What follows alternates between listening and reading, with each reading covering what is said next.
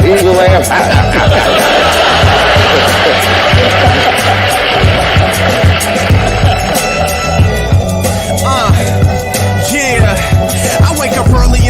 Break it dawn and rolling over, check my phone and get to scrolling just to see what people posted. Meditation, now I'm zoning in a place within my home, knowing for a moment that I've done enough to make atonement. Moving through a period of growth as you're hearing it. A light-skinned African-American experiment, living out my life, just a brother with a wife and a baby in the co-sleeper, learning from experience, enlightened, married to the message, no hyphen, college grad, no stipend, intuition paid in full, student loans are like teeth in my checks biting. That's life in the shoes of a breadwinner, corporate America fed dinners. The good life will give you a belly. It's getting kinda hard to get thinner.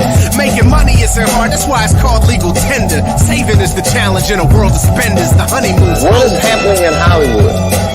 That a guy that tough will be on the street waving a gun, screaming, "They are trying to kill me." What's going on? Why is Dave Chappelle going to Africa? What is happening in Hollywood? Nobody knows. Maybe the environment is a little sick. I guess my cool J isn't tired enough, or could it be that my future isn't odd enough? Is it cause I think your music is innocuous, or because I don't accept what they offer us? Deception is obvious and popular opinion makes decisions for the youth. They would rather be entertained instead of listening to truth, while market and psychology manipulate your elements, selling you an irrelevant product of unintelligence. Tell me to dumb it down, I tell you to smarten up. The revolution is now, the ending will start with us. The signal we're sending out encourages waking up. Executives look around, it's harder to make a buck. Independence for all, the rally cry of the movement, representing for y'all who actually buy the music. Truth is like the hangover punch from Mike Tyson, laying flat like Zach Galifianakis when I'm right and honeymoon's over. What celebrities become in our culture. Then I realized, oh my God, I'm one of those people. It's a small club, man. It's a weird place to be. Ain't really no going back. You can't get unfamous. You can get infamous. You can't get unfamous. Right.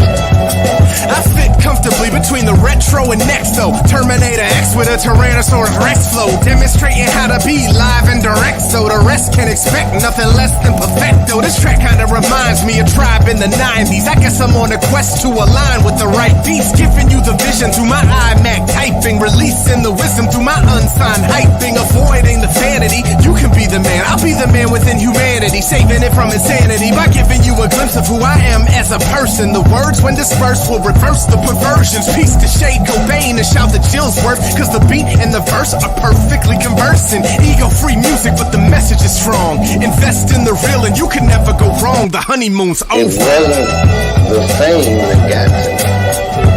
I love people. I like people saying that they like what I do. You know, I like to live a more open life. I don't like to have to protect myself from people. I don't want my life to become about enforcing boundaries, you know, but that's what happens when you become successful. Your humanity diminishes and you become something else to people, else to people, else to people, else to people.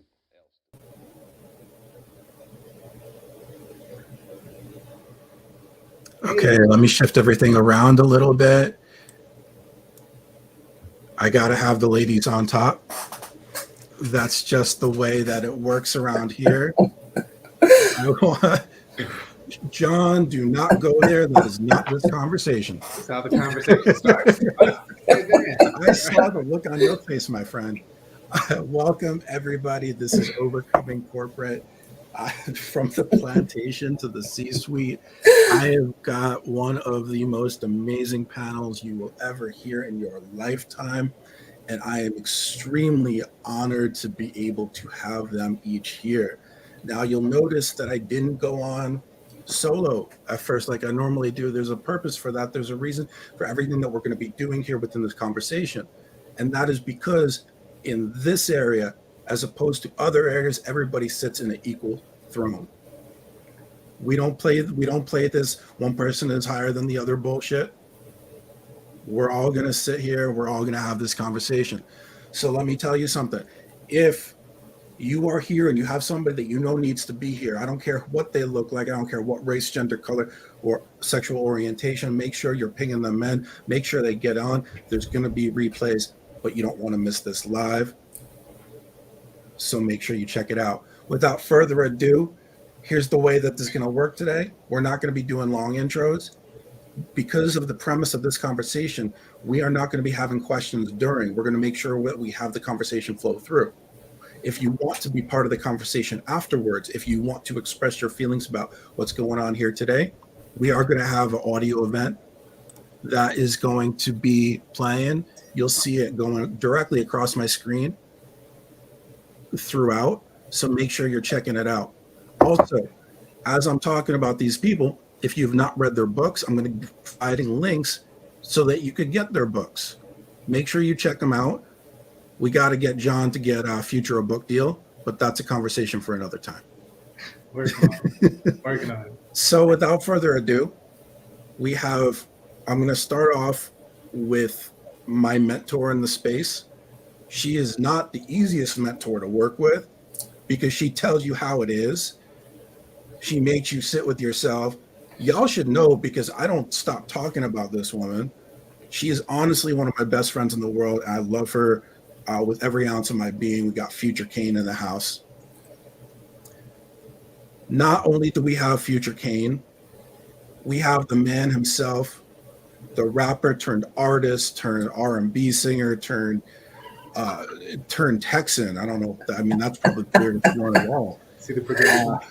Author of the best-selling book, Plantation Theory. You can also see it right behind me. John Graham Jr. is back. He's not on a plane like he was last time chiming in. And then last but certainly not least, I just got to hush for a minute. I got to count my money. Right. Hush Money author, 2 books out, recently had her second one. The wonderful, the brilliant, the incredible Jackie Abram. Welcome, all of you. Thank you. It is an extreme blessing for me to be able to be joined by 3 of my favorite people in the world. And John knows this. If I do not say this, I will get in trouble. Mama, if you're watching, hi. It's a shout out to John's mom, Robin, who called me her son.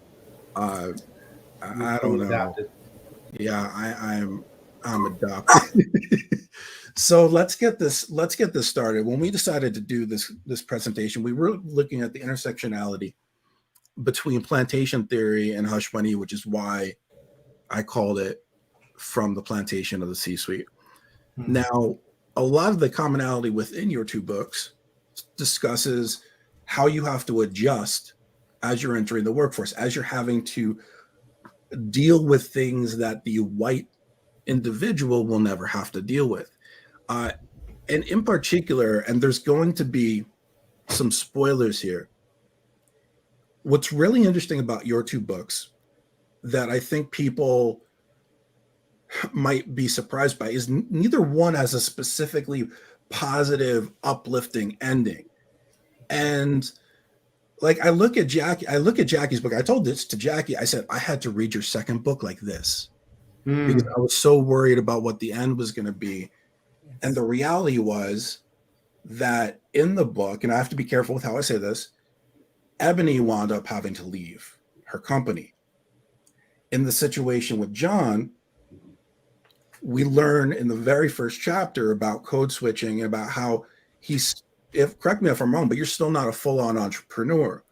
So the reality is that you're stuck in this system of oppression. And here's the thing I was talking to Future about yesterday that I just learned.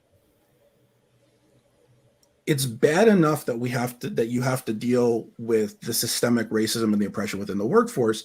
But if we take it a step further, only 2% of psychiatrists in the United States are Black, Right. and only 4% of psychologists are Black. So even as you're going through this, you don't have an outlet to actually go to and have somebody understand what is going on, to have that ability to let it go, to release it. So I want to jump straight over to Jackie. Okay. And I'd love for you to give your thoughts on not only your book leading up to it, but the idea that you're in this forced condition with no real outlet to express yourself. Okay, thank you. And can you hear me okay? Yeah, we could hear you great. And you look Great. wonderful. Thank you. Thank you. So, let me just talk a little bit about that. Many people who have read Hush Money or have been following me on LinkedIn know that, I wrote Hush Money from a place of pain. I was in a very, very dark place at the time that I wrote Hush Money. And after I wrote Hush Money, my mind was still so messed up behind what happened to me throughout my career in corporate America that I actually couldn't go back and read the book that I had just written. So I couldn't get a publisher. I uploaded it self-publishing to Amazon as is, with no edits, no cleaning it up. It's very raw. And it is a reflection of what I was feeling at the time. So when you read Hush Money, it's not a fluffy little book because, like I said, I was in a very dark place when I was writing it and speaking my truth. And you touched on something that's really important, Dan, in that as someone who is experiencing racism in the workplace, okay, you are not only living through pure hell while you're in the workplace, but there are things going on around you that contribute to the trauma that you're experiencing. You're hearing about and you're seeing the brutal killing of George Floyd live and in color, the brutal killing of Breonna Taylor. All of these things are going on around you. You can't express yourself while you're in the workplace because you have to put on that mask with the fake smile and pretend like the things that are happening to the people that are your people around the world don't affect you, while you're working that 9 to 5. On top of that, like you pointed out, there's no one who can identify with you because it's very rare that you can find and locate a Black trauma therapist, someone who can identify with who you are and what you're going through. So Lisa Hurley said it best. She said a lot of Black folks, Black women in particular, remain in a semi-permanent state of trauma because there's no escaping living while Black. Does that make sense? It does. I'm going to toss it over to Future. Oh, okay. Thank you. Thank you, Jackie, for all of that. The two things that I think of that stood out from your book is the ending. And it was the one part where you basically said that I am a racial discrimination victor. Because we could separate ourselves as I am a victim or I am a victor of living through this, being forced, unfortunately, to live through this continued pain, the continued people not holding people accountable as fastly as they should, and allowing the abusers to keep abusing and get away and abuse other people. Right. The other point that I want to point out is what I'm not sure what the doctor's name was, but the reference between there's a difference between mental health counselors and then also the psychologists. Yes, I would agree 100%.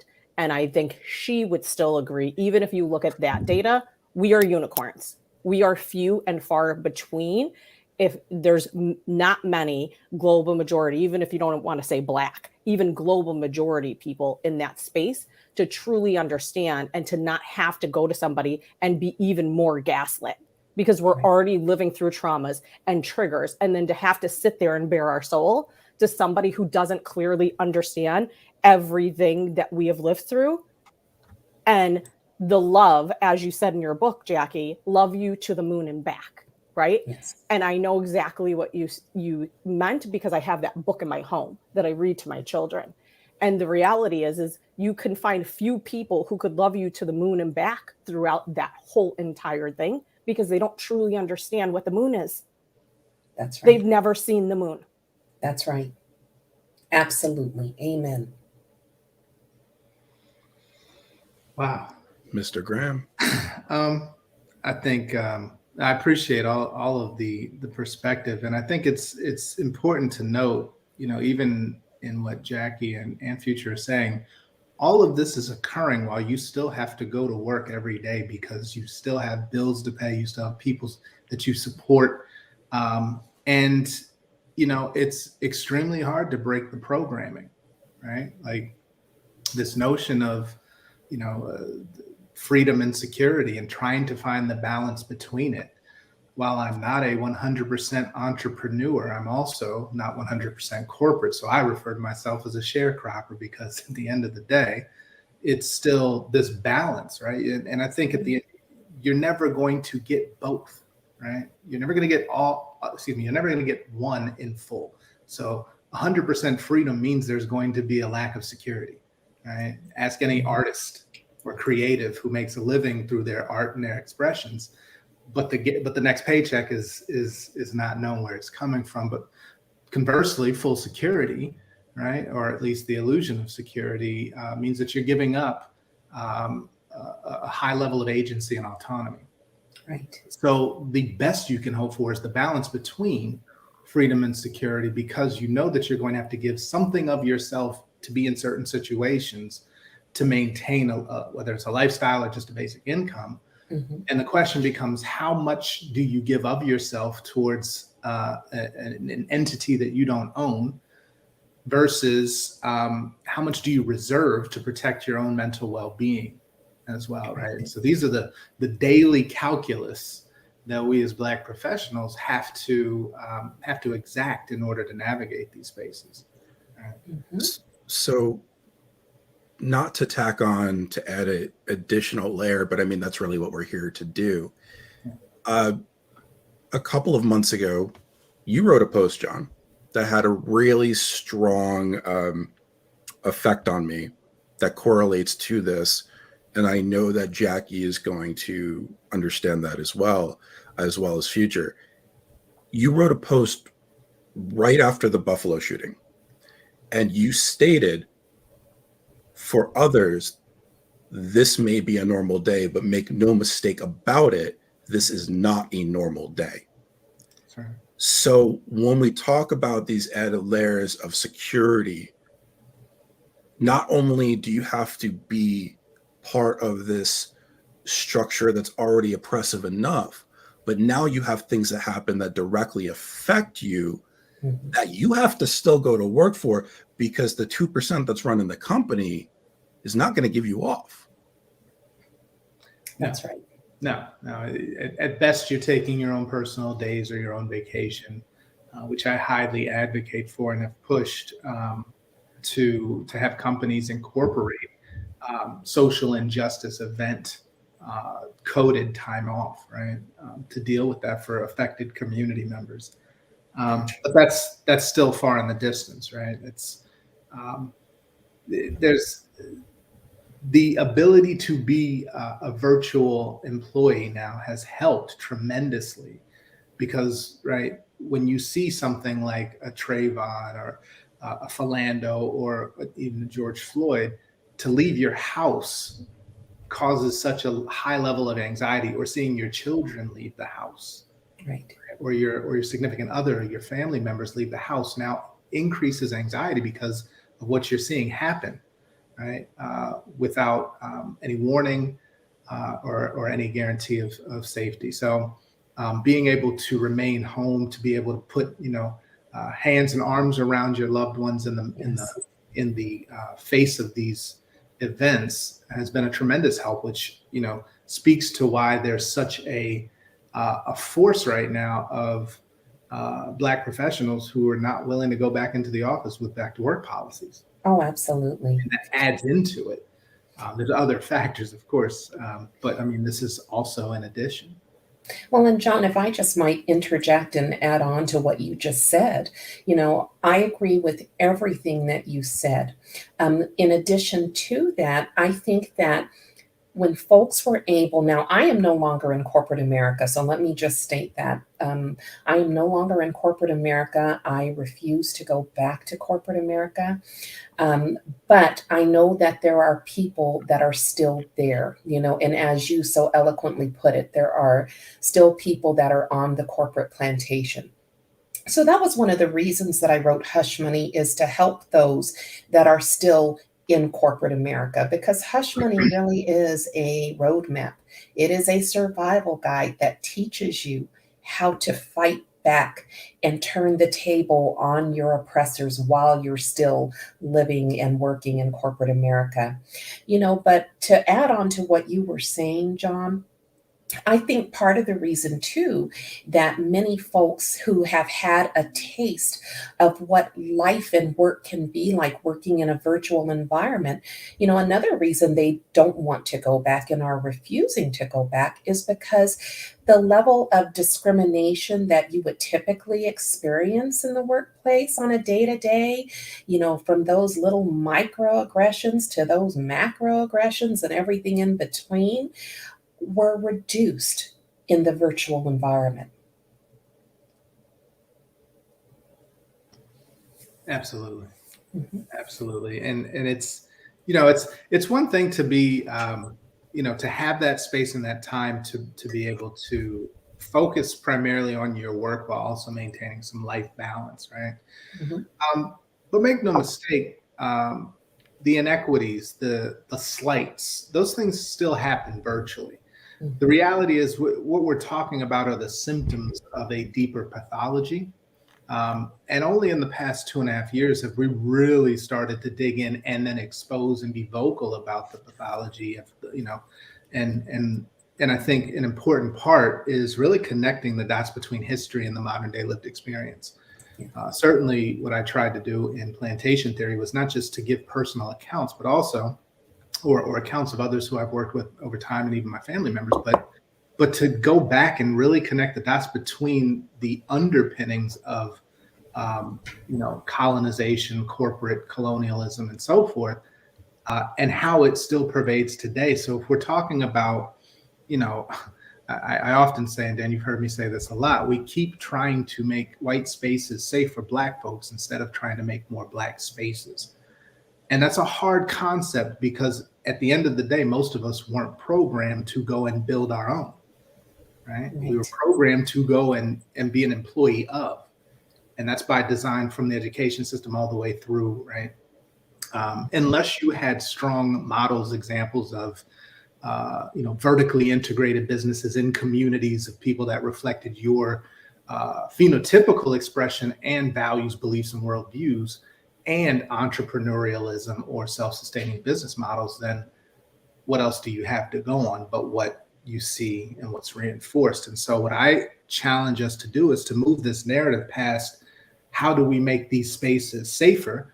Yes, that needs to happen. And we need to also be thinking about the reprogramming for future generations to think, build ours first and then transact, interact, or if you're going to go into these spaces, then that is not the end game, but that is the model by which you go in and learn the mechanisms of business to then apply to your own ventures, which is no different than what other communities do, right? Whether immigrants who come over and learn the business, then start their own, or the pedigreed graduates who go into these corporations, find their network, learn the mechanisms, and then go start their own ventures.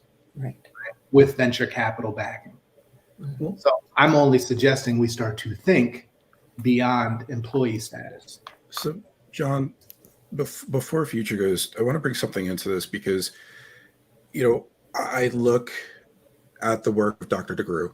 I look at some things that Amber Ruffin have said on her show. And what I think about is that you talk about building your own places, but if we really look historically, every time Black folk have built their own places, we've wound up with drowned towns. We've wound up redlining. Mm-hmm. So taking that where I was going with Dr. DeGruy, at a certain point, this process becomes part of your lived experience, and there's expectation, well, why should I even start to build it up if it's just going to be destroyed by the people overall and over again? Yeah, absolutely. Well, I never said they have to be built here. Fair enough. Just in Dallas, right? Just in Dallas. Where I'm going with that, and I alluded to this in the post, the promo post last night, is dream. Like we have such a hard time dreaming together in co-creation of what could look like because of the sustained trauma of almost 600 years. So what I encourage, and even in plantation theory on Clubhouse, what I would do is ask questions about what would the new Black community of the future look like. And we couldn't get past 5 minutes without going back to all the reasons why we don't have community now. And so I want to continue to say, okay, what does this look like in the future? If we take all of this trauma, first address it, right? Heal. What does healing look like? How do we incorporate, right? Which is why I love Future Sit With Yourself and her approach. If we can't heal, then everything we're going to be doing is hamstringed, right? But there's that. Let's talk healing, and then you move into why are we confined to the places that we are? Yes, okay. Black folks built America. We know that. Right. We can build again, right? We aren't limited or confined other than our story of trauma, and I think that's something that we also have to address. How do we co-create going forward, knowing what we know in the past? And I'm very intimately aware and connected to the history of this. But at the same time, we also have to be future forward. If Wakanda is the best expression of what a Black future looks like, okay, start with that.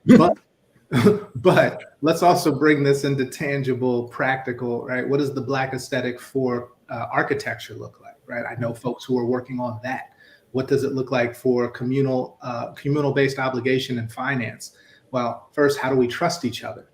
Because you can't transact with people you don't trust. So how do we work on trust? Family, right? Community starts with strong families. The Black male-female relationship dynamic right now, we don't even have conversations. So there's a lot we have to talk about. And I know we're off subject from overcoming corporate, but it's all connected. Because you can't solve our community issues through economics when we don't even have foundations. So let's start focusing more on those things. And yes, we work, we bring in an income, we sustain our living and lifestyle, but we also have to think about how do we put some of that towards community building and building our own infrastructures. So I'm going to turn it to Future. John, you've been on here before. You know how I roll.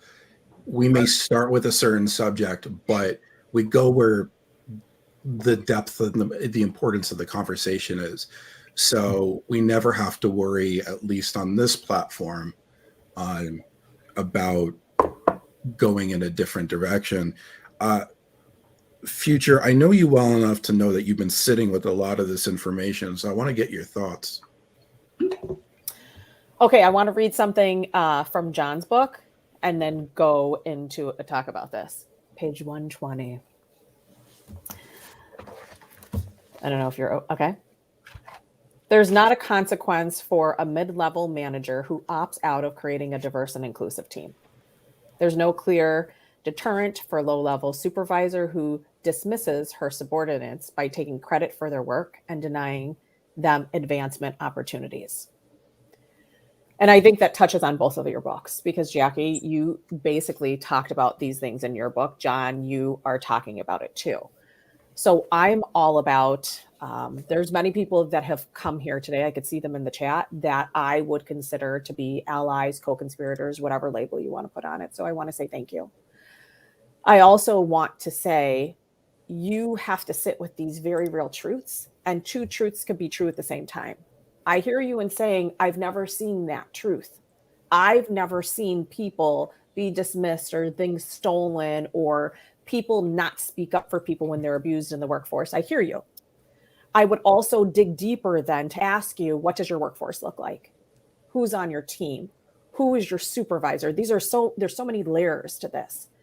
And also knowing if you are an ally or a co-conspirator or on your journey of being an anti-racist, if you can't see it and hear it, you can't therefore take action to help and support.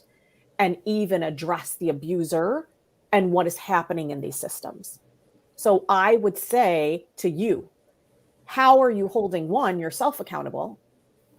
And two, how are you speaking up and not sitting in silence when you see that this is clearly happening? Because there's several of us who are coming on weekly, monthly, yearly, educating that these things are very real and happening in the workforces that we all live in on a day-to-day basis. So that would be one. Two, I also think that some of us, and I'm not saying all of our community, but some of us have become so numb and don't want to sit with it.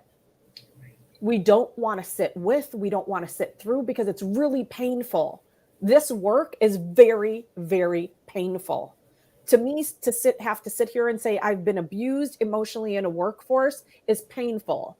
For me to have to say I am the survivor of a victor of domestic abuse is painful. It is all painful experiences. But if I can't even acknowledge and have my own self-awareness that this happened, I am living in pain, therefore there will be no healing. And I too will continue to harm other people. And I would say all of us here today are not here to harm, but healed people heal people. So until we heal, we can't build those communities that are going to be able to envision and see what we saw centuries ago and built it. We already built it. It is a rebirth of who we already are to seeing what was already done and how can we do it today. That's all we're asking. That's all we're asking. Bars. Damn. Heal people. Heal people. Man. That's real. That's real. So let me ask Future, how do you heal when you're still in the positions of being traumatized? How do you get separation? Okay, so here's what I'm going to tell you. I had to do it, right? I am living in America every single day for the last 2.5 years while also putting myself, like you and like Jackie, out there on the forefront to be an advocate for our community, right? To say we can do this. We can do this. So I think it takes I am always speaking, and I don't think anybody will deny me this, for the last 2.5 years about everybody's wellness. You have to be proactive and preventative. You can't sit and wait like I did or Jackie did in moments to say, I am in a deep, dark depression and anxiety, because that's what I was diagnosed with years ago because of the workplace, and say, now it's time for me to actually heal. Why are you going to wait? Nobody waits to get the gaping wound to heal the wound.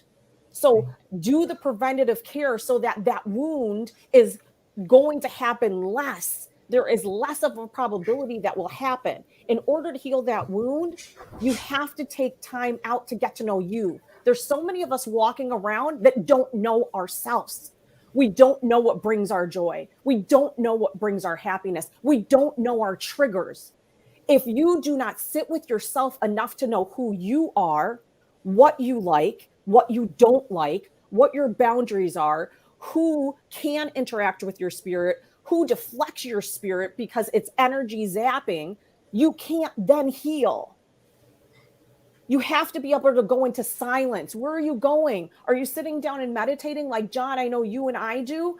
Are you sitting and going for a walk with nature? Are you sitting there and reading your Bible? What are you choosing to do to give yourself silence to come and say, I see me. This is who I am.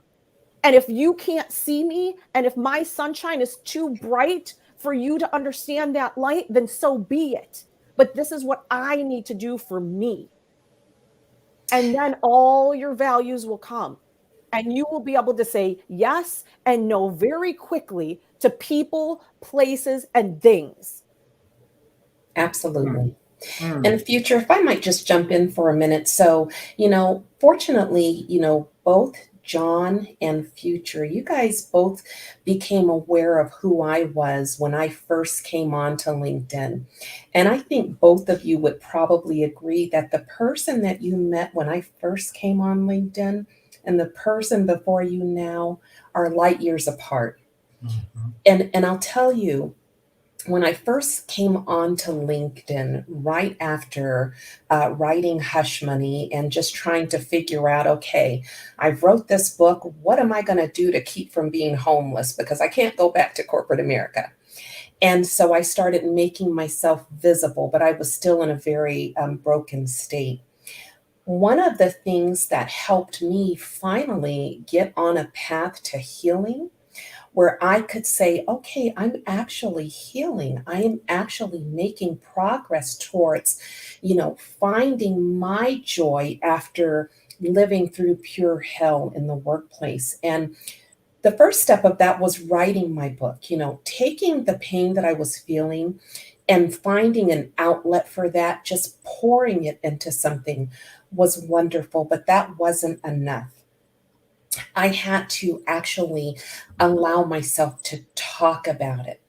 And when the trolls would come to silence me, initially they would attack me and I would go back into the shadows because I couldn't handle it. But I didn't let it break me. I came back out of the shadows. I stepped back up. And then God put me through a trial. He said, okay, I see that these trolls, every time they attack you, you slink back into the shadows. So we're going to send them all to you. We're going to send all the trolls at once. And I wrote a post that had about 400,000 views and 900 comments full of just vileness and filth. And the more I fought through that vile filth, the stronger I got. And so when I made it out of that, I was like, okay, I can do this. And so if you notice now, I'm very vocal. I don't let the trolls silence me. I speak my truth. I tell my lived experiences. And I actually thank the trolls because one of the things that I realized is, as you're attacking me and trying to sink me back into silence, you are inadvertently increasing my book sales. Because the allies and the abolitionists and the supporters of the Black community who are watching you try to tear me down are supporting me. So thank you, trolls. And it was in that revelation that I found my voice and my boldness, and I stepped out of the shadows and have never returned. Normally I would want to type in the chat, thank you, trolls, but I really don't want to encourage anybody to start posting anything in there. I hear that. I want to just quickly say thank you to those that are watching. I've been doing these lives for almost 2 years. This is already the most attended live I've ever done, and it's for good reason. I also want to point something out for those that are watching. You may see me getting a little bit teary-eyed, and that's the truth. The thing with it is that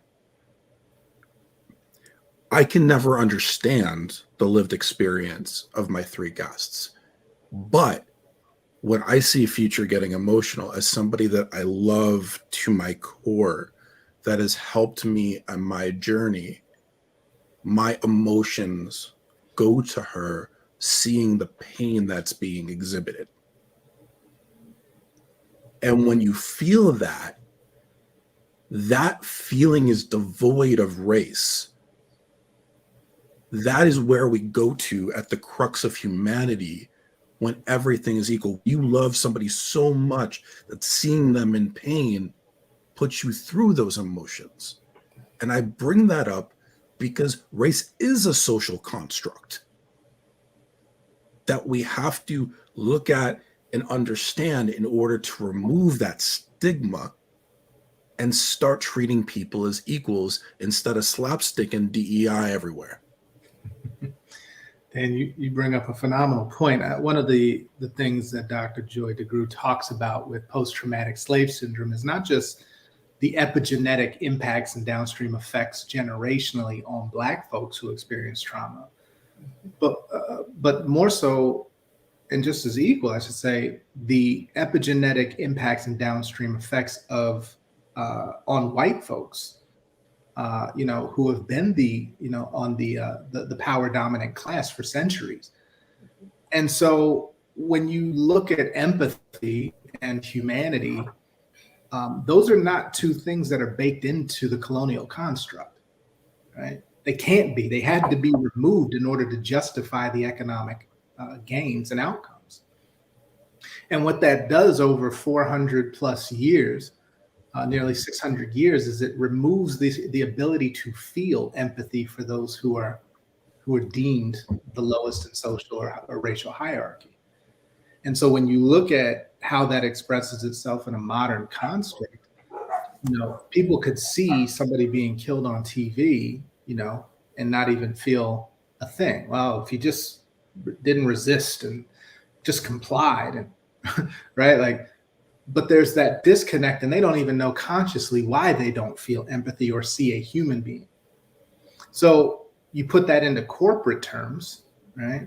And we're not immune to the socialization outside of corporate scenarios. So we bring that into a corporate environment. That lack of humanity characterizes itself in statements like, she does great work, but she lacks executive presence. Or, I just don't think she can, or he can read the tea leaves or the weak signals, right? And these statements, or how about the right fit? The right fit, yes. Oh, they just, I just don't think they fit the culture. Right. Well, it's an othering that's dehumanized, right? That is dehumanized and then made it justifiable to keep people on out groups or in out groups, and remove them from contention for even being able to compete, let alone advance and lead. So all of that to say, I applaud the fact that you are in tune and connected to your humanity that enables you to feel empathetically across the board. And I think that's something that should be applauded and emulated. So I appreciate it, John. I think you know enough to know that that's not why I'm doing this. But, the fact of the matter is, you can't stop my clapping. So, well, I appreciate it. I mean, I'm never going to stop you as hard as you were stopped during that job fair that we had. But no, I mean, the truth is, and one of the reasons I love Future so much is because she forced me to sit with myself and take it. Like, I wouldn't have gone to where I'm at because I was people do things different ways. And I've always learned when somebody said straight to my face, hey, this is the way it is. I do want to touch on one thing as we're going up through the chain. John, in your book, and I apologize if I'm mispronouncing the name, but I think that this is going to be a good place to maybe pivot to a little bit. In your book, you stated that W.B. Du Bois talks about, and correct me if I am wrong, I'm just trying to, I took notes, people, because I want to make sure I didn't screw this up. Talks about, I can't get my email to work, that this is absolutely horrible. The 1/10, how 1 in 10 Black people, going through the traditional means to go through will be successful. Is that still an accurate statement? And first of all, can you explain what he meant to everybody, and we could touch on it? Yeah. So W.E.B. Du Bois, whose work largely drove the advancement of sort of the educated class of the Black community, had the notion of the talented 10th, right? That 1/10 of the Black community would lead the remainder of the Black community into not only economic but professional prosperity, right? Here's the challenge with that, and yes, it is still there, and the contention is that in order to advance, and I speak about this in the book, that when we talk about advantaged versus disadvantaged, which came out of a conversation with my father about lower socioeconomic versus upper socioeconomic. He just really didn't like the term. He's like, well, I would say advantaged versus disadvantaged. And then when you really broke that down, education became the definer between advantage and disadvantage.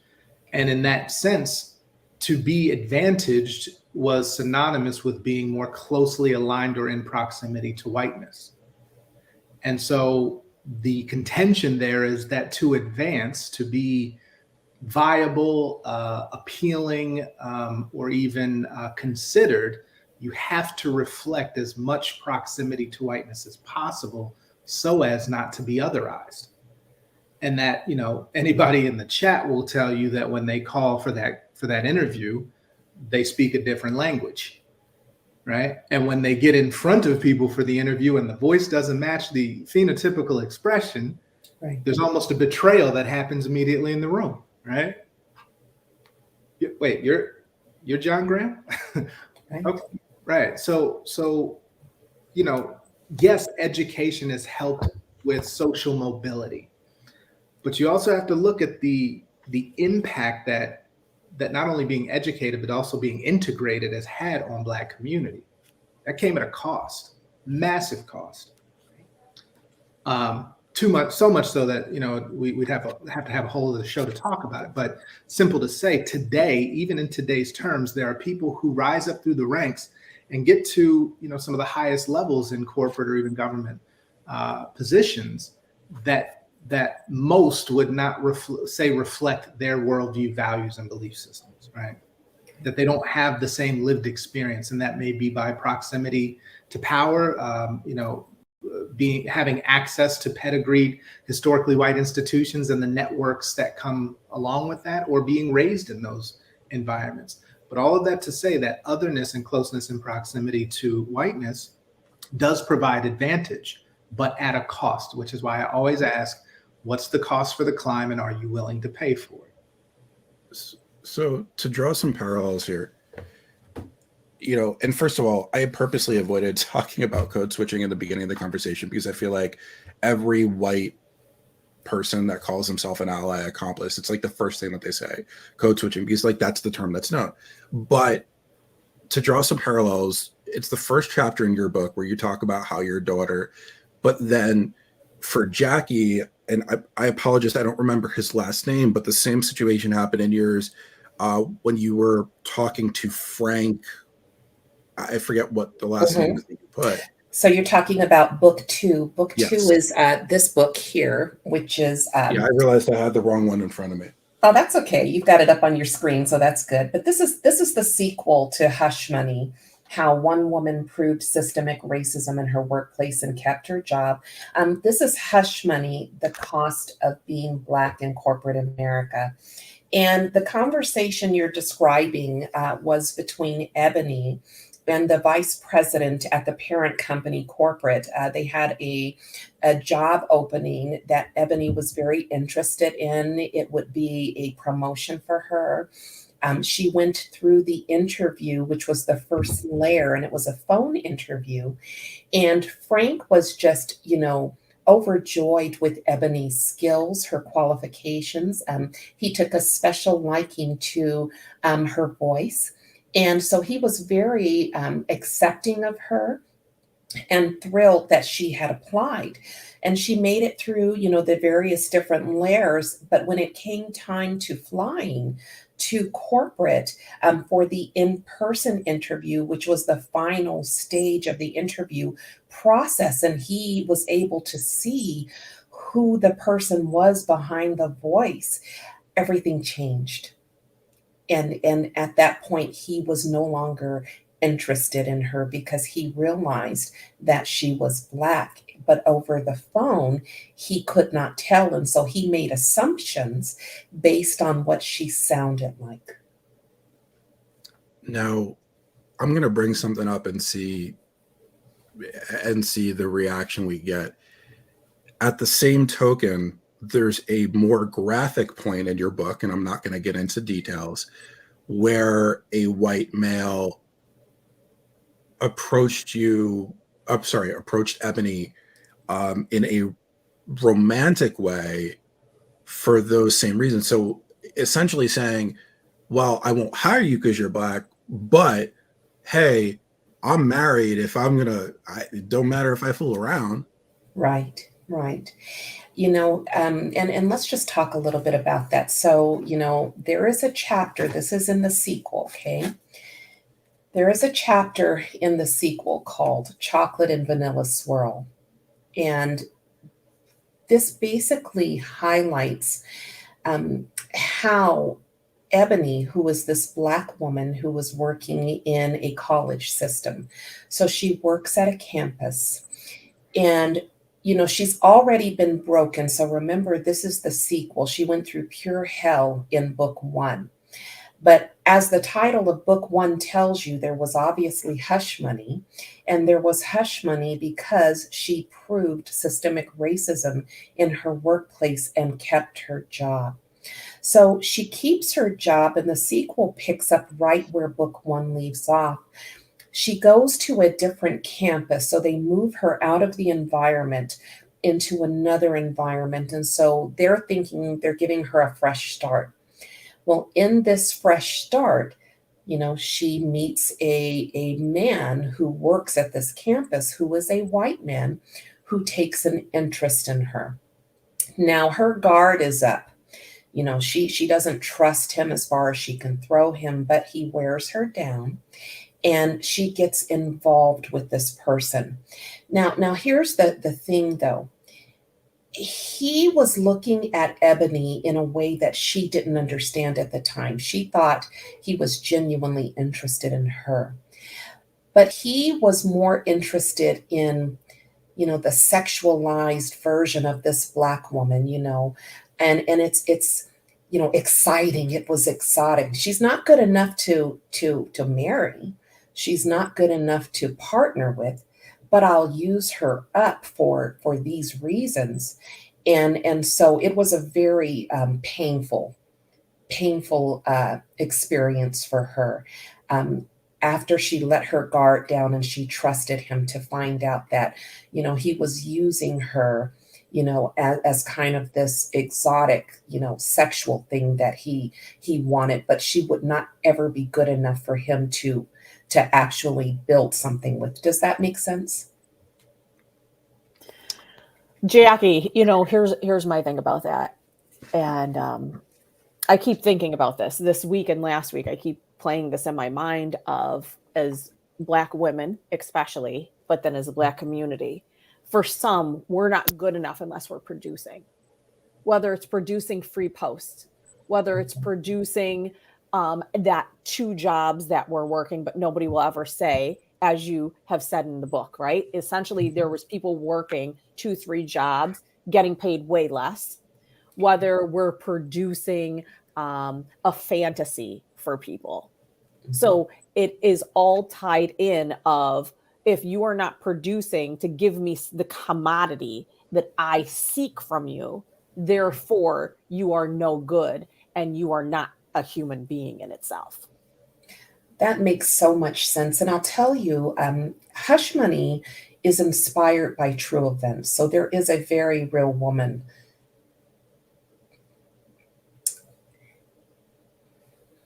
Take your time.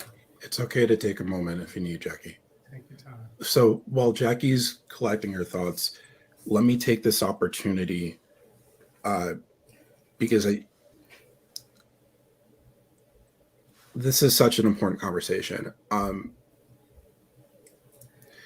There's not going to be a better point, so I might as well. Yeah, let her get that point off, man. Yeah. I'm just trying to give her a minute. Okay. So what I was trying to say is, I'm still on a learning journey myself, which is how I actually found John's book. Okay. Because after everything that I went through, I couldn't wrap my head around how it happened, if that makes sense. After I pulled myself out of hell, I still couldn't understand how I got to this point where I was so broken, and how I was at the point where I was smart and I had built this lucrative 6-figure career, and how it was stripped from me. And I ended up finding John's book, Plantation Theory, And when I read it, I was able to start connecting the dots between the logic that he outlined in his book based on his history of African studies that they don't teach in schools, okay? And I was able to say, okay, this happened decades ago, but this is happening to me right now. And I was able to see how they were connected. So we were talking earlier about healing future. That was part of the healing, was understanding the why. Okay, this happened to me, but why?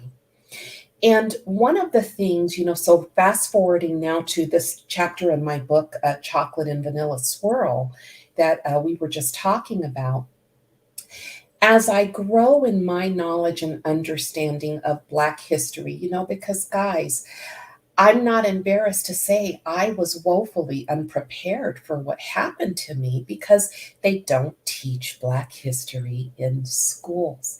And so all I knew, literally my entire life, was what was on TV and what was in books, which talked a lot about overt stuff, but not the covert stuff that I experienced. The covert stuff that messes with your mind and damages you psychologically. I mean, at least if it's overt, you can point it out and you know what you're dealing with. But the covert stuff, that's what damages you psychologically.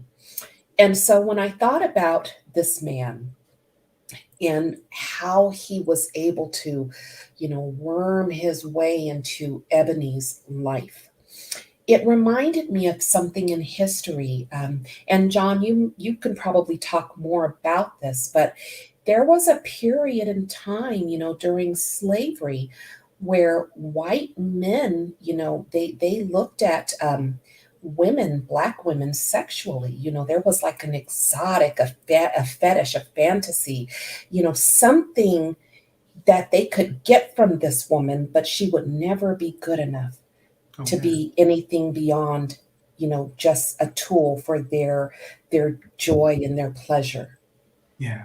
No, first of all, my heart is with you and in support. And as I think everybody who's watching is, thank you for your openness and your vulnerability, sis, always.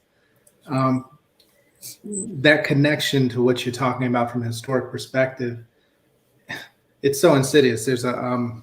There's plenty of literature out there, but when you realize that once the importation of enslaved Africans was banned in the United States in 1808, the practice didn't stop. The institution didn't just wither away. In fact, they switched to a breeding model.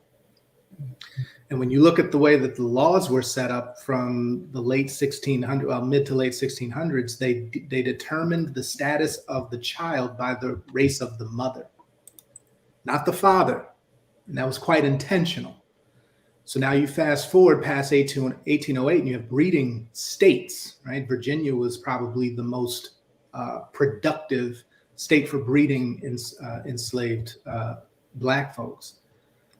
Well, the lust of a Black woman by a white enslaver was not only carnal, it was economic. Because now you just increased your assets, right, for any offspring that's had. And that determines, obviously, the wealth of your entire enterprise. So yes, there is a lustful, right, exotic appeal and so forth, but it was also very much connected to finance, as this entire institution and construct was. So, today, when we think about in future, you said something that's so powerful, and I think we have to acknowledge this and really sit with this. Your value is connected to your output. That's the basis by which you were brought here. Yes. To produce at low to no cost. So when you look at economic disparities, pay inequities and wealth gaps and so forth, it's not by accident. That's the construct. High productivity, high profitability, low overhead, low cost. Model hasn't changed, which is why you see outsourcing and globalization from the 80s forward to outsource production into countries that have laxed or no labor laws, right?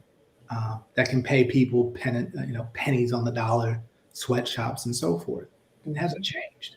They just shifted it around to where they could do it.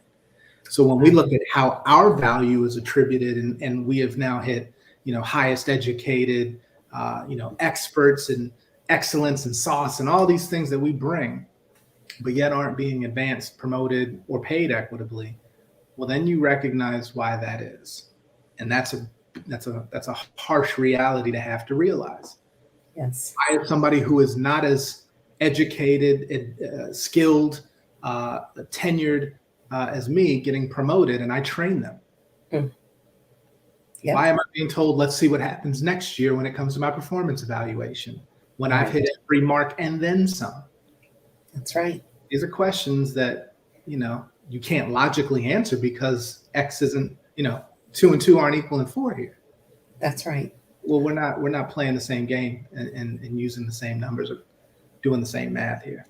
So you mentioned something, John, that directly speaks to Jackie's book, and that is how somebody with less experience could take your spot. And in Jackie's book specifically, one of the centralized themes that you look at is how much Ebony was forced to catalog to ensure that there was validity to what she was saying, to what Ebony was saying beforehand. When a young white man almost jumped ahead of her more seasoned colleague. Jackie, I'm going to send this over to you and then to Future, but I can tell you that was one of, I don't want to say the shockers, but it hit really hard because it was a massive amount of work that Ebony had to do just to be believed in a way that a white woman, because we're being real, like this is real, would never have had to do that. Her word would have just been, okay, got it. Absolutely. So let me just talk about that for a minute.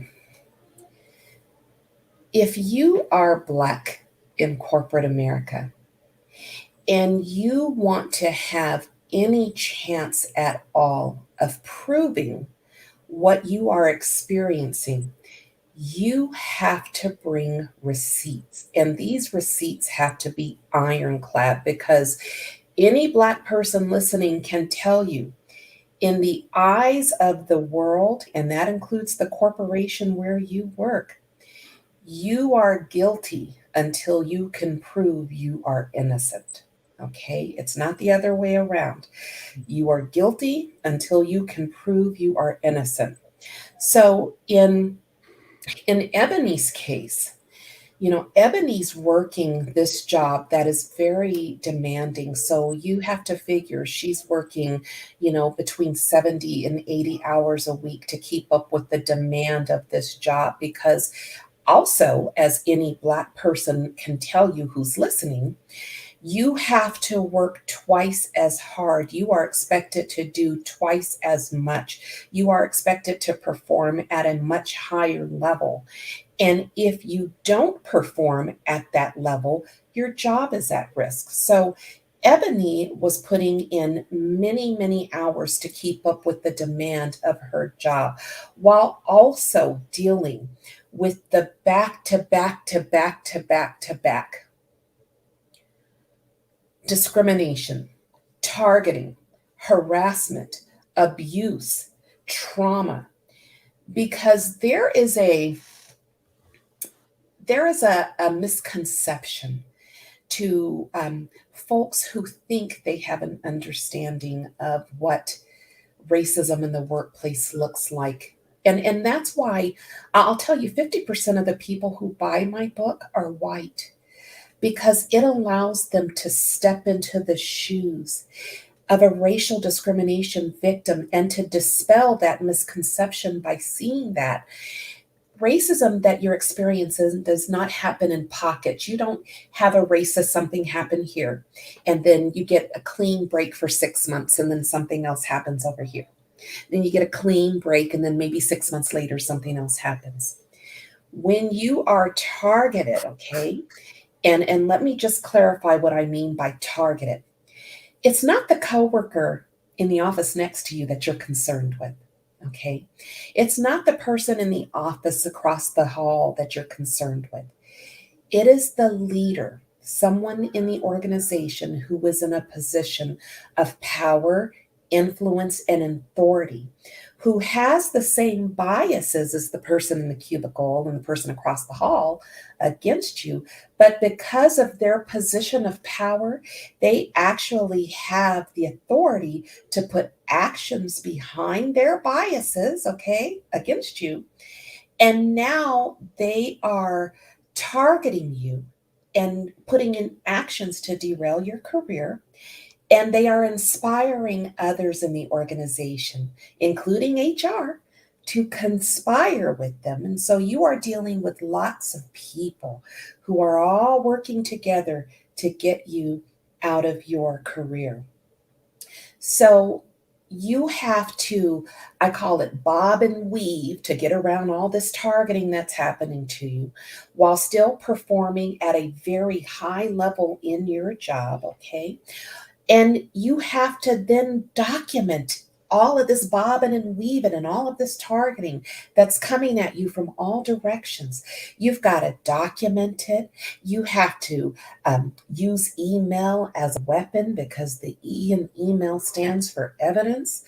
You have to be able to prove everything that is happening to you in such a way that it is not questioned and that it is ironclad. And do you know how much time that takes on top of the 70 to 80 hours a week you are working? So you are emotionally, you are mentally, you are physically bankrupt. You have nothing left.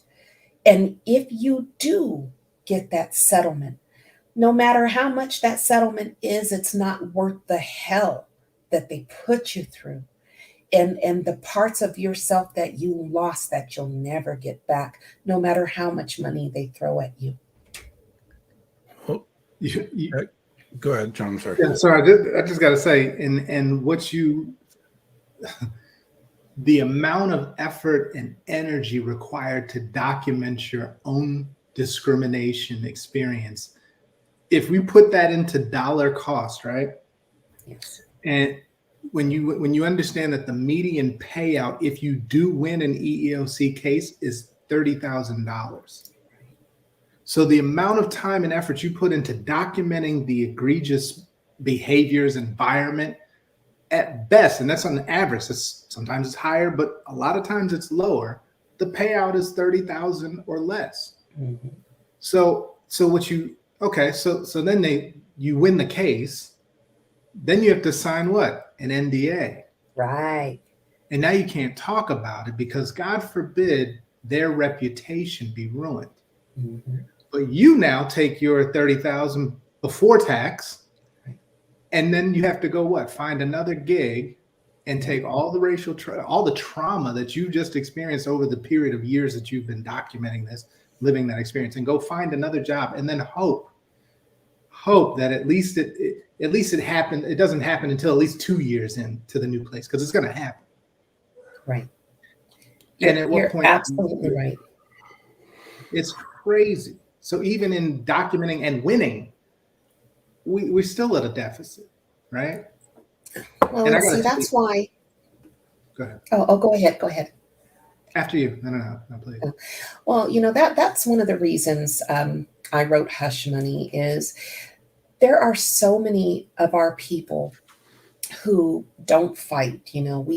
We run from this job because we're experiencing racism over here, and we run to the next job. But here's what I tell you, whether you leave empty-handed or you stay and fight, when you go to that next job, you ran from this one because you were Black, and guess what? When you go over here, you're still Black. And so my philosophy, and the reason I wrote Hush Money, is no matter what I do, I'm going to end up leaving this job, and I got to get another job. So I'm going to take as many folks down as I can with me here. Okay. I'm going to take you down. You're going to pay me. I'm going to use that money to heal. And then I'm going to go on over to this next job. So what Hush Money does is it teaches our folks how to fight. And one of the things that my book shows you is don't go to the EEOC. You have another option, okay? You have another option. But before you get to that point, you need to learn how to create weapons to fight back. And Ebony created some weapons. I can smile because, they made Ebony sign that NDA, right? They made Ebony sign that confidential agreement. They paid her big, okay? She got a nice settlement, but that's because she created the weapons she needed to create to successfully do what she needed to do. And she went ahead and signed that NDA, like they make everybody else sign to buy our silence and guarantee our silence. But let me just tell you something about Ebony. Ebony was smart. And she still found a way to come back and tell the world what happened to her and teach others how to do what she did. Now, she made a lot of mistakes along the way, but in the end, she got what she needed from that company. She kept her job, and then in the next book, she left after everything happened again, because racism is not a one-time thing for us. But, she fought, and she was able to do something that sadly so many of us don't do. We run to the next company thinking things are going to be better, but you're still dealing with the devil. You might as well deal with the devil you know. Preach. If y'all haven't read Hush Money yet, just know you will not. I guarantee you can't not read that book in one day. I read it in 4 hours. It's impossible to put down. Yeah, seriously. I read Hush Money in 4 hours. I couldn't put it down. It's just, here's the thing about John and Jackie's books. They're not easy to read, but they're easy to read. Right. And I say that because it's real.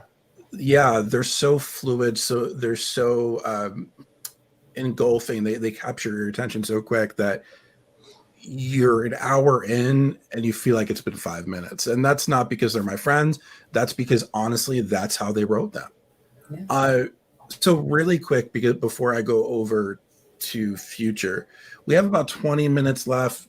I try to stop this organically when there's a reason to, so we have a little bit of buffer. But two things I want to point out. First thing I did in the chat, Jackie talked about working 78 hours per week. When you consider the fact that a Black woman makes 58 cents to 68 cents on the dollar compared to white male, and you say that, okay, well, now she's working 80 hours a week, now you're looking at 34 cents. Mm-hmm. Second thing I want to mention, this is slightly off topic, but still on the topic, is on September 30th, Jackie and Mark Talley, who you're going to learn about towards the end of this, are going to be speaking at an event in East Buffalo. And I wanted to get this out while we're at full capacity. What Jackie and I decided to do was run a book drive. For every sponsored copy of Jackie's book, Hush Money, or John's book, Plantation Theory, if you let him know that that's where you're buying it from, I will match book for book to be donated to the people of East Buffalo. My wife and I have guaranteed a minimum of sponsoring 50 books. Right, last I checked, we were about 65 total. If you are interested, and here's the other part. So if you are interested, please get in touch with Jackie. Each sponsored book is $6.45. Yes. And Dan, let me just add to that why this is important. So the folks in East Buffalo, it is a low-income community. There is a reason that the white racist teenager targeted the grocery store in this community, because it's in a food desert. It's full of, the community is full of Black people. Like I said, it's low income. And you are talking about people whose income is so limited that when it comes to spending $6 on something and they have a choice between buying a book that's going to help them learn how to protect themselves, because even though they're mourning, they're in trauma, they still have to wake up and go to work. And I guarantee you, some of them are dealing with racism in the workplace on top of everything else. So we want to give them these two books, John's book and my book, to give them a way to fight back against the racism in the workplace while they're still grieving from the mass shooting there. But if you are someone, and guys, I'm telling you this with all honesty, I was raised in poverty by a single mom. If my mom had $6 in her purse that was extra beyond what we needed to survive, okay, she was not going to buy a book. I remember through my childhood, wondering how come I couldn't get books at the book fair in school. And mom would say, you can't eat a book. That $6 mom had to stretch to buy bread, eggs, milk, cheese, whatever she could put in our house.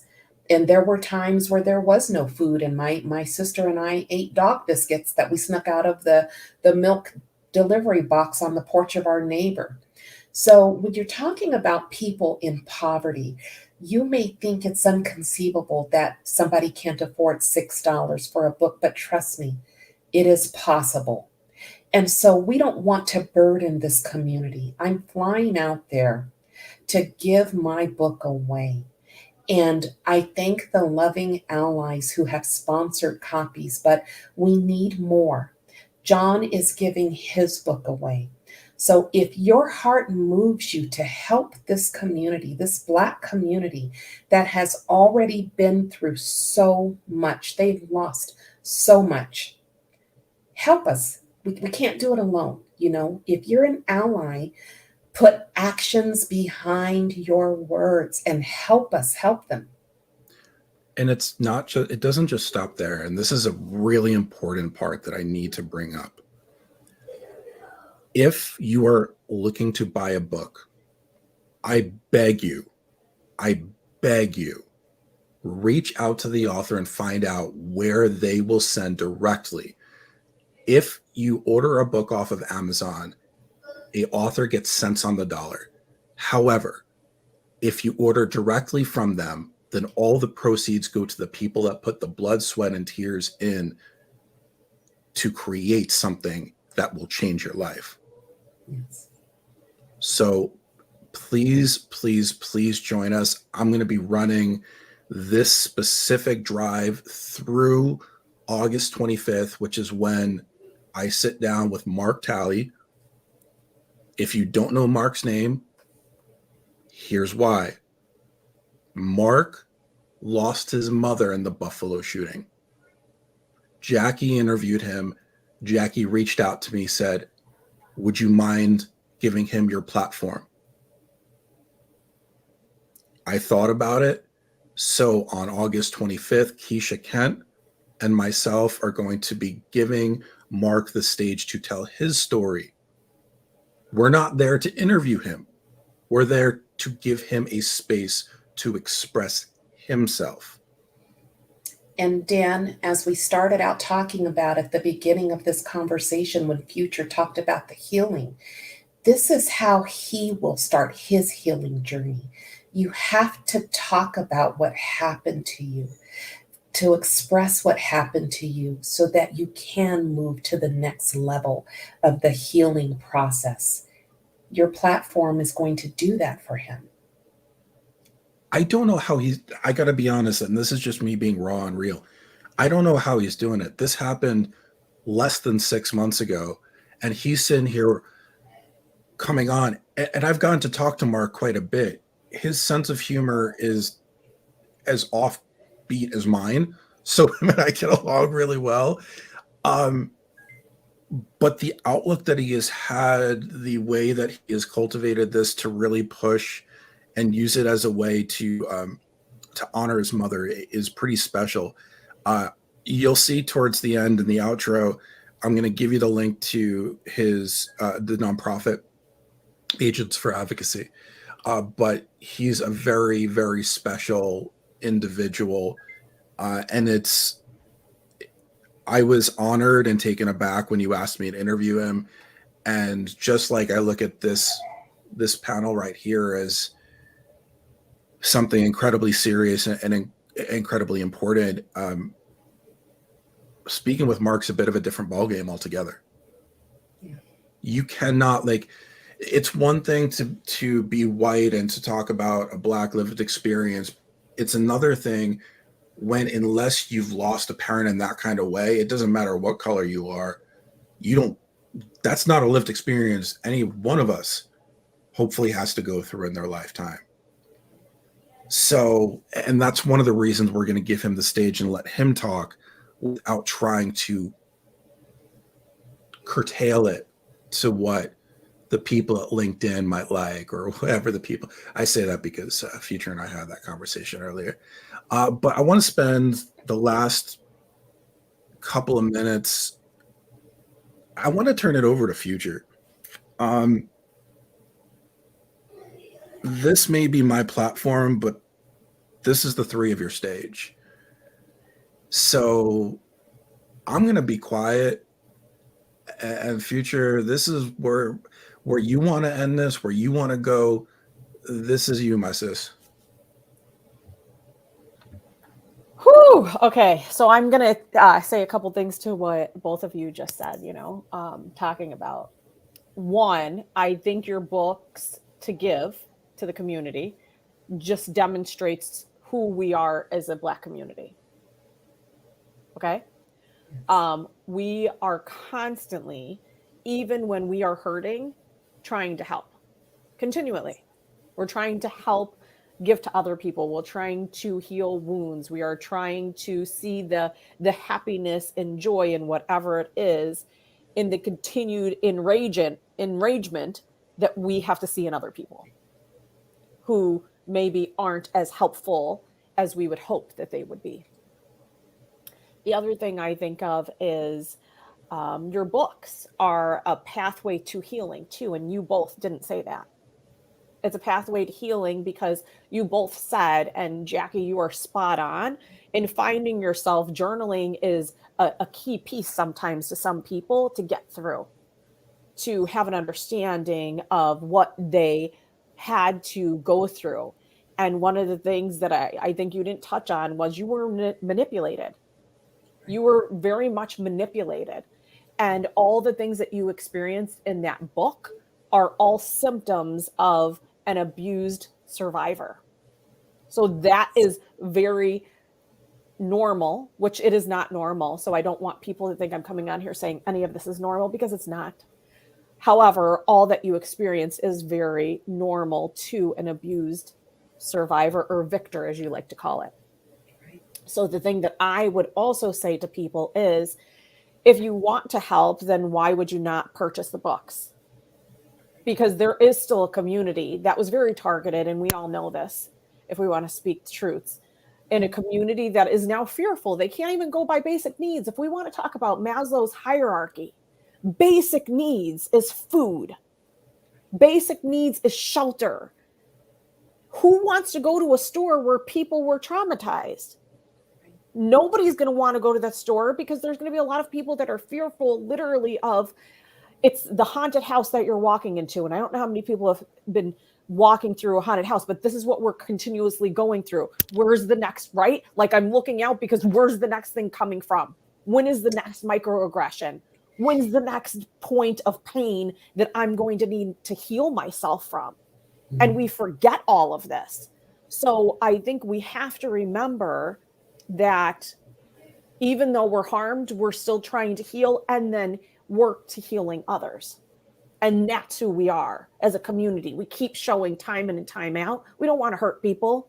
We want to build bridges. That's all we've been asking to do, politely and kindly. And yet we still can't be seen, heard, valued, and loved, which seems so simple. And yet people aren't getting it. So in the face of what we shared very candidly today, all of this beautiful wisdom, all of our truths, the time that you put into the book, the time that you gave up with your loved ones to do it, to again give to the world. If we're dreaming, and if we're dreaming big in the last few moments of this time, we have 6 minutes left. What's the dream? What is your dreams, and what is one action people could actually do today to take that dream and start planting the new plantation for us that's filled with hope?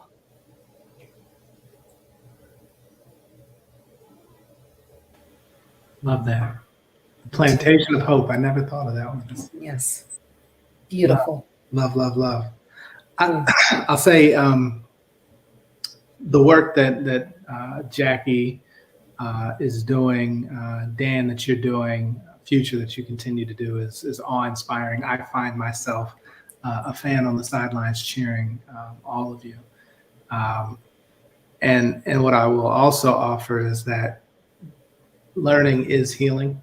To be able to acknowledge, to understand, fully absorb information, to be more informed, not only of how to make better decisions and navigate, but also to understand and clarify what it is you've experienced, give words to it, give language to it. So we ask, wholeheartedly that you encourage and support this opportunity for others to learn as a means, as a pathway to healing. I've mentioned in the comments a few times, and people often hear me say this, help us send our kids to space instead of Jeff Bezos by purchasing directly. So Dan, thank you for that call out. Yes. Currently, anybody who orders Plantation Theory through plantationtheory.com, if you order a paperback, you will get a hardcover at no additional cost, and it will be signed. In addition to the books that are going to support those who've lost in Buffalo. So please continue to support these efforts, give platforms for those who want to know how they can help bring folks like Future, like Jackie, like myself into your organizations through your employee resource groups or action networks or ERGs, whatever they're called in your company, because those are the spaces where we can have these dialogues, and your company's needed. Trust me. Absolutely.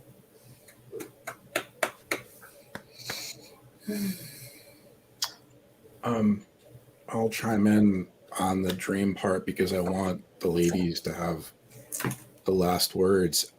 I'm tired of talking to empty rooms. And what I mean by that is we see the audience, right? We see the representation in the audience. And we appreciate the accomplices that are here. But where's the rest of you? Where are the rest of you? That's right. We are not here to put on trauma porn. We are here to educate and inform. But the people that are the gatekeepers, the people that have the opportunity to open the doors to make a change, I don't see enough of them. Are you not ready to listen? Are you not ready to hear? Are you so ignorant to believe that you were created better than everyone else? Think about that. Sit with yourself about that. Because those are the people that need to be here. And those are the people that through acknowledgement and action can actually start to make a dent in the BS system that this country was founded on. Absolutely. Help us help you make those changes, because I'll be honest with you, the hell that I went through in my career, what happened to me, and keep in mind, in the organizations where I worked, they had DEI, okay? They had diversity committees, okay? Some of the people serving on the committees were the very ones who were targeting me. So, make sure that if you are a proponent of inclusion, that it's not just an illusion, okay? We don't want diversity window dressing, because what happened to me and what happens to so many of us in your organizations, mind you, is not unconscious. It's unconscionable.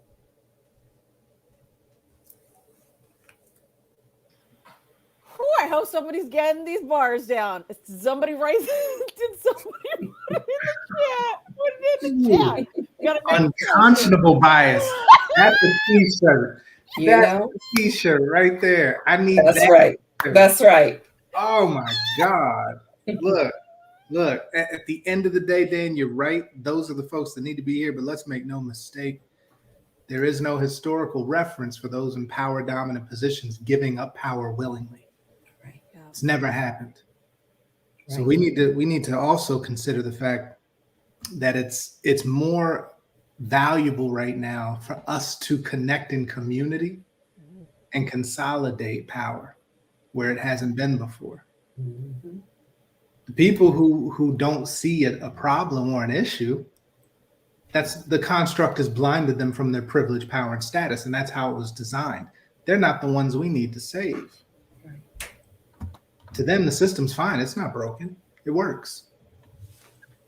It's the people that we need to connect with who need this energy, this healing, this voice, this language for the experiences that they've not been able to speak out loud. To find an ounce of power of solidarity, of understanding, of being seen and heard, that will then enable them to make better decisions, and we can, determine how we want to move as one thereafter. I appreciate that. We have to call out your mom. Hey, Mama. Also, Sana, if you're watching, thank you for allowing John to spend his time with us today. We all know he runs the house. Facts. Yes, my mother is an ardent supporter of everybody on this platform. She's my first fan, of course. But yeah, now there's so many people behind the scenes that make us possible. And I acknowledge them. Thank you for that acknowledgement, Dan. No problem. I mean, we miss Sana. A lot of people don't know that when you were doing your Clubhouse rooms after, I forget after which event it was. I think it was after our discussion.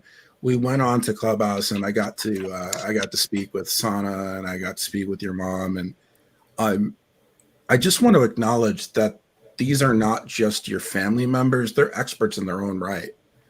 So, this is not me saying just to follow Robin Hood Graham for the sake of following her. She is absolutely brilliant. She's dope. Yeah. My mom just guilts me about everything. Your mom schools you about everything. It's it's an interesting dynamic. She guilts me too, but yeah, I think we needed a Clubhouse room. I think Plantation Theory on Clubhouse needs to come back, and I would love to have Jackie and Future and Dan come back. I love it. It's been a minute. So, John, Alright. we actually have an opportunity here because LinkedIn Audio, as we know, because I'm going to be hosting a room right after, is now available. So we have opportunity to not just bring it to that platform, which is kind of whatever, but now we have an opportunity to bring it to this platform where you could see the people, you could interact. There's more of an ability to communicate. So we are running down on time. Before we go to the outro, Future, first of all, I want to say thank you, Jackie. I love you, John. You've been a huge supporter of me since the beginning, and there's not enough I could say. Like, honestly, I told this to John privately.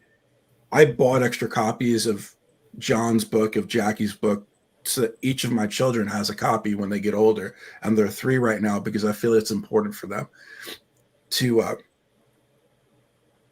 be able to read and understand these books,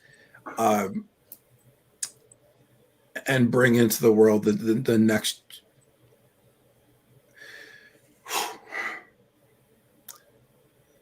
next generation of anti-racists. There it is. Great way to end it. So thank you both for being here. Everyone, real quick, the replay will automatically be available through my page in addition I'm going to be replaying this probably 4 or 5 times leading up to Keisha and I interviewing Mark Talley, and through the time in September. Future, I mean, I talk about how much I love you and adore you. You got the last word, then I'm going to lead us. I'm just going to put us in the outro. Thank you all for being here. This is by far the most watched and successful live that I've done. And I know you're not here to see me, and I can certainly appreciate that. I'm here to see these three, and I absolutely adore them. I'm getting emotional. Future, over to you. Sending love. I'm sending love. Love and hugs. Thank you to everybody, because we're healing every day. That's the reality. And I always tell people, remember your buckets of joy. And this brought me joy today. I was excited for weeks since we've been planning this, of we all get to share space together, and just hold each other essentially and our hearts together to heal. So I want to say thank you to each of you. I really do. And to everybody out there, I would say, hopefully you could come on this journey of anti-racism. However, you are going to have to focus on your own healing and your own wellness, because this journey isn't easy. It is sometimes very painful and torturous and lonely. So I hope that you could find people who support you. I hope that you could center in your own love, because it's going to be really hard to love other people and see their experiences, as Dan says, when you might think it's unconscionable that we have to live through certain things that we've lived through. So I would urge people to just heal and process what you've heard today, because it's a lot to process. But you have this next place that you're going, Dan, in the audio to talk through and link to any of us. We are pretty personable people. And I think all of us are willing to talk to people or read plenty of our posts. We're in these streets of LinkedIn, and we've been, and I know we will all continue to be here to educate. We just want to educate and build bridges. So just make sure you're doing the research before you come to us. I'm not Google, right? Right? I'm not your Google. All right. Put that on a shirt. #future. I'm not your Google. Yeah. All right. All right. We're going to the outro. Thank you, everybody. Make sure you buy your books. I'll see you in about 20 minutes.